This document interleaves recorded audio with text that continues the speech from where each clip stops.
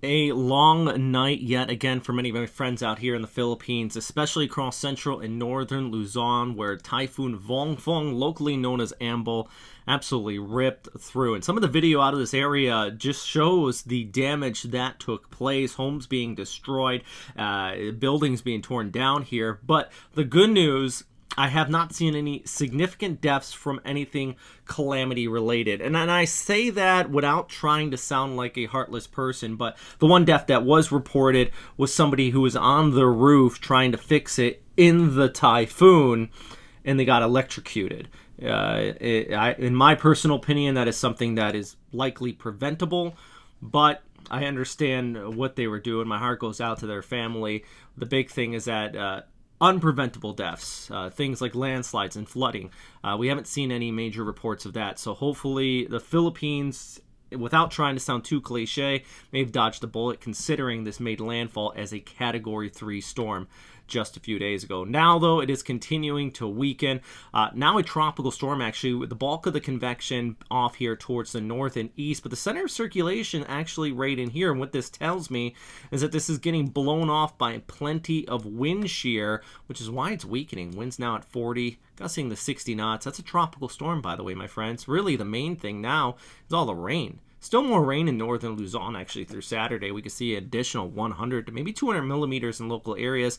There was that one death reported and several people injured. And really, I know there was a big initiative a few years ago after Haiyan, a big push to get down to 0 deaths during typhoons. And I think things have definitely come a long way since the time I've been reporting storms, which has been since 2009. So over a decade I've been reporting on these. And back when I first started, anytime you get a Cat 3 landfalling, you were like, yep, people are going to die.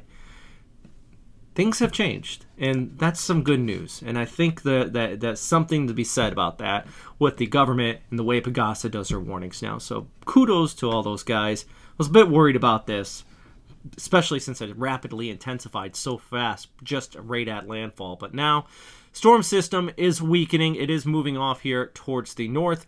And what we're going to continue to see is it weaken and really just get absorbed with the rainy season front as it moves off there towards the southern Japanese islands. This is what I mean by that. You got your rainy season front right in here, bringing some pretty heavy rainfall actually across Kyushu, near record-breaking in some areas there.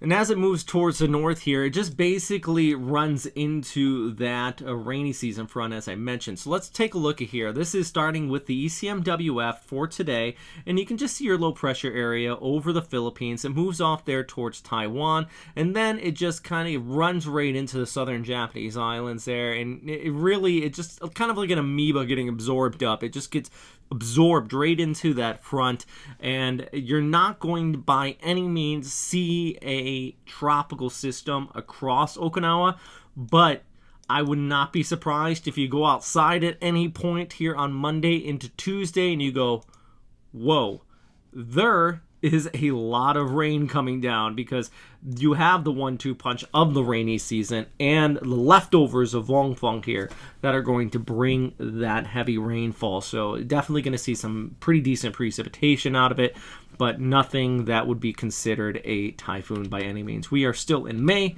There are plenty more opportunities for that small island of Okinawa to get plenty of rainfall. Anyways, back to the bigger picture. There is another invest area I have been watching way out there just towards the south of Guam.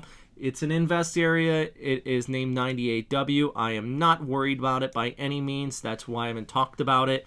So, yeah, that's all. Plenty of dry air. It'll kill it off. So, right now, my bigger concern is this guy and its continued impact on the Philippines, and then eventually back there towards the southern islands of Japan. Anyways, a quick update today, guys. Second time recording it. The first time my mic wasn't turned on, so now I'm here doing it again. Also, I'm extremely tired. I just got off of a long shift at my actual job to come home and do this, because I know you guys really do appreciate these updates. So yeah, but my heart goes out to everybody impacted by this. Hopefully these videos helped leading up to the storm and during it in some form or fashion. No, it can never supplement for the excellent job the guys at the official warnings are doing, but hopefully it helps relay some of that information. Stay safe out there, guys. And as always, thanks for watching.